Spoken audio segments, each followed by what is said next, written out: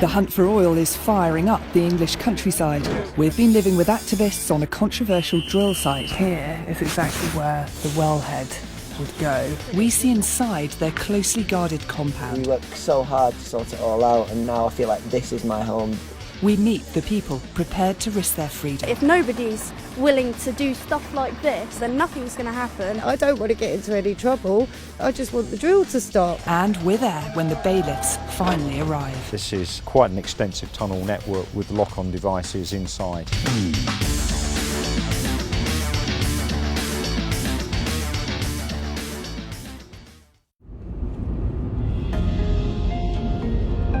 Here in the Surrey Hills, trouble is brewing. Oil has been found and permission's been given to drill in this area of outstanding natural beauty. Local campaigners have been fighting the oil company Europa for 8 years. When they lost their court case, a number of activists, or protectors as they call themselves, moved onto the site. This is their roadside camp. But in the woods behind where the drill will go, they've built something a lot more eye-catching: the fort. It's built to keep the oil company out, and for the moment we're kept out too.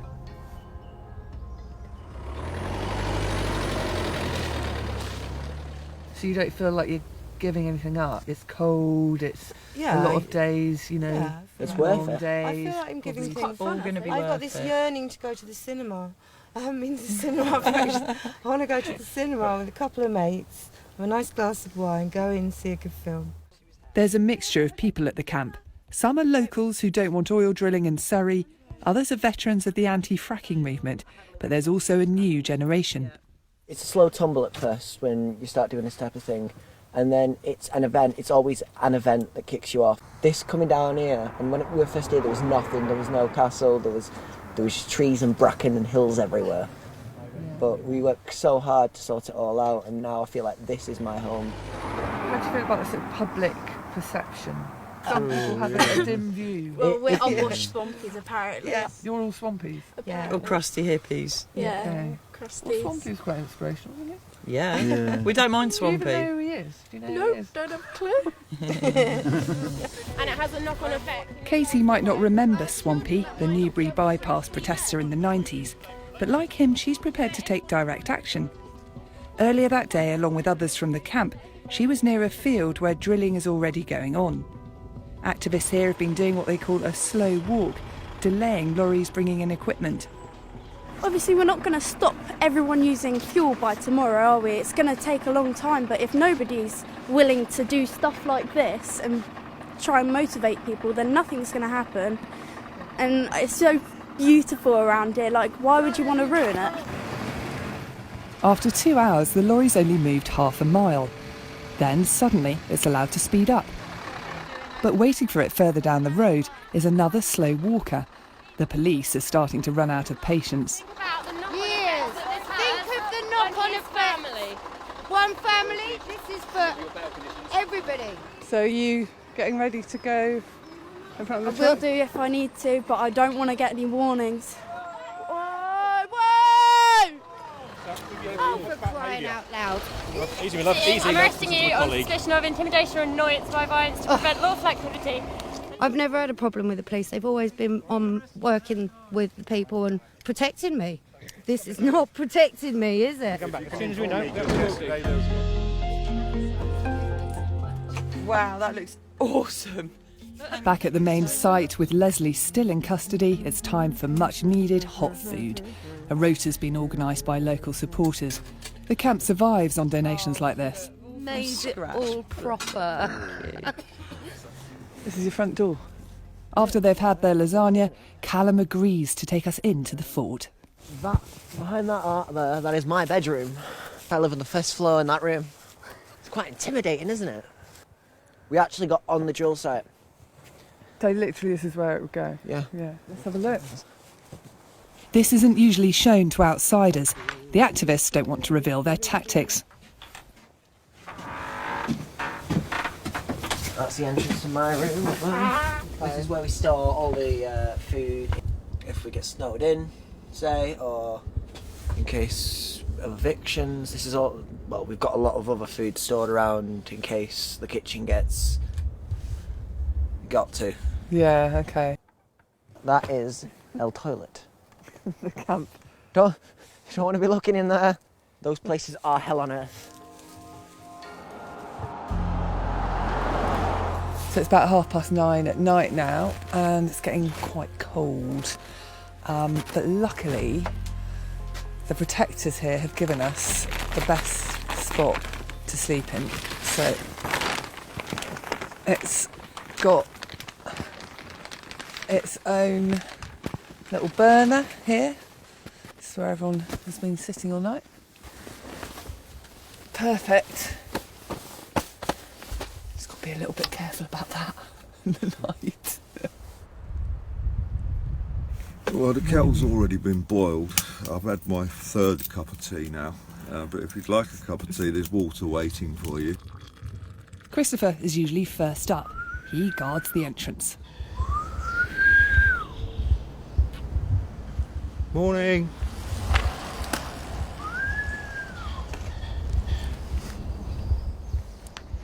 Pheasant? Pheasant? I think it's a pheasant, yes. How long have you been doing this, living this life?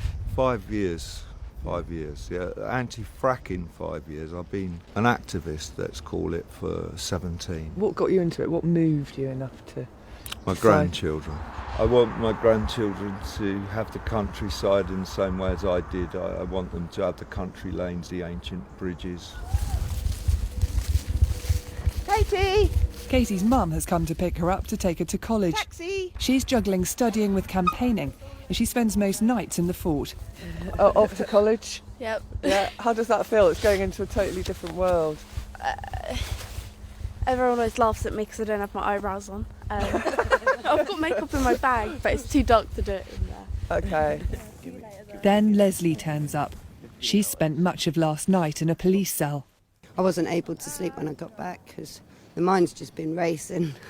You've never been in trouble with police before. What kind of got you on this path? Well, I suffer with depression and I live at the other side of Surrey, and I come up to the Surrey Hills. I come up here in my van and enjoy the beauty here and the peace and the tranquility, and it just sets you all back to square one again. And I heard that they wanted to drill for oil up here, and it's just shocking.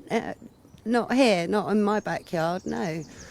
When the government planning inspector allowed drilling to go ahead at Leith Hill, he ruled that the short-term harm was outweighed by the local and national benefits. People still say you need oil to create everything. I've bought synthetic oil. Right. We make oil, we can synthesise oil, therefore we don't need to dig it out of the ground anymore. But the fact is that oil is part of the energy mix, and getting stuff in from abroad is more damaging to the environment in that sense. Yes, absolutely, I agree. Shipping it in, that's not good for the environment either, is it? How about we stop using oil? A few days later and everything has changed. The oil company has won a High Court battle and can have the protesters evicted.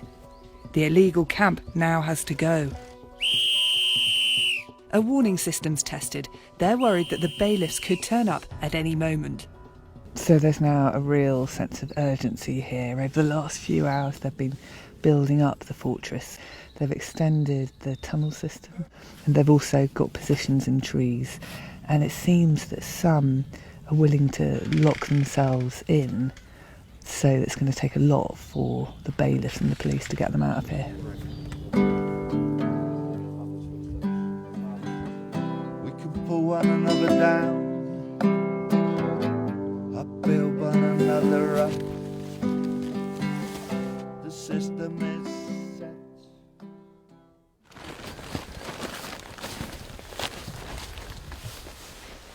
Because of the eviction order, many in the camp now don't want to show their faces, but Christopher is still guarding the entrance. We're just waiting for the next move, Claire. It's really that simple. I've been living here now in the wood for about 4 months. Haven't seen any notices personally. So until somebody comes along and serves me a notice or a constable asks me to move on, we go from there. Just keep warm and keep waiting. Yeah. The waiting continues through the winter and the spring. When summer arrives, the activists are still occupying the land. And then, on the morning of the summer solstice, the bailiffs finally arrive. The site is surrounded and most of the activists are evicted from the land, but a number have managed to lock themselves down inside the fort. They've chained their arms inside concrete tubes. Some lock themselves in at the top of the tower and they're carefully lowered to the ground. Yeah, I'm very sad that Yeah. it's Anybody to not? an end. I'm Anybody sad not ready? that Control of the site Ready, is brace, passed lift. to an oil company, but I feel I've done the right thing. The fort's now under the control of the bailiffs, and this is what they find. The man who pulled Swampy out of a tunnel 20 years ago says that this is the most complex tunnel system he's seen in years. As we came into here, we actually found a very deep tunnel in the ground, and what we've got, deep excavation, unshored, and there's a long tunnel unshored from the outside through the ditch. If they'd got into this particular one, it would have probably taken a few days to get them out, and highly, highly dangerous. And this is another deep tunnel here with a shaft of about 12 feet, but this is quite an extensive tunnel network with a huge room at the end with lock-on devices inside.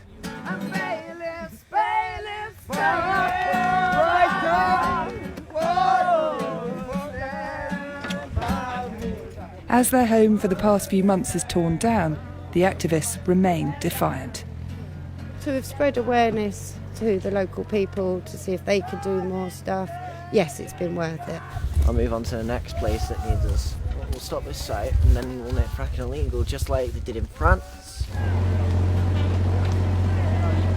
I can't really get my head around the idea of this area that I've lived in and the wildlife I've come to know, and just the spirit of the place are going to be changed so much.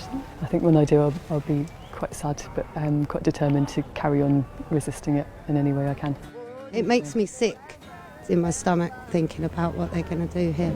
I'm devastated it's going to happen.